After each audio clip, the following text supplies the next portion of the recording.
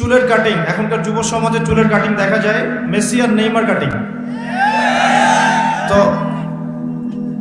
নবীজি বলেছেন যার চুল আছে সে যেন চুলের যত্ন নেয়, এটা হাদিস।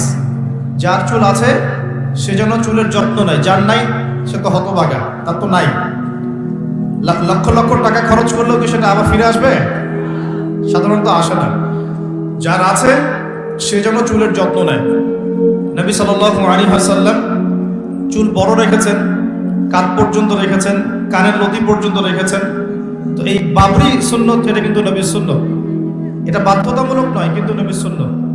আর যদি কেটে ফেলতে চান তাহলে সামন পিছন সমান করে ফেলবেন। সামন পিছন কি সমান হবে? সামনে এতগুলো উঁচু করে রাখছেন, এদিকে ছিলে রাখছেন, এগুলো কিন্তু আসলে ইসলামিক কাট নয়। এগুলো নবী সাল্লাল্লাহু আলাইহি ওয়াসাল্লাম সাহাবীদের কিন্তু সুন্নত করে। কোন সাহাবী মাথায় চুল রাখতেন না, সবসময় একদম শেভড, মাথায় কোনো চুল থাকতো না। কেন থাকতো না? কারণ তারা যুদ্ধ করতেন। কি করতেন? যুদ্ধ, জিহাদে থাকতেন। আর চুল একটা দুর্বল পয়েন্ট হয়ে যেত। চুল ধরে ফেললে কিন্তু মানুষকে কাবু করা সহজ হয়। এই কারণে যোদ্ধা কিছু সাহাবী ছিলেন কিন্তু চুল কামিয়ে ফেলতেন। এটা অন্য বিষয়। আমরা কি যুদ্ধ করছি এখন? কমপক্ষে নবীর মতো চুল রাখা যাবে তো ইনশাআল্লাহ? দাড়ি রাখা যাবে তো ইনশাআল্লাহ? পোশাক পরা যাবে তো ইনশাআল্লাহ? আল্লাহ পাক সবাইকে তৌফিক দান করুন, আমিন। যেন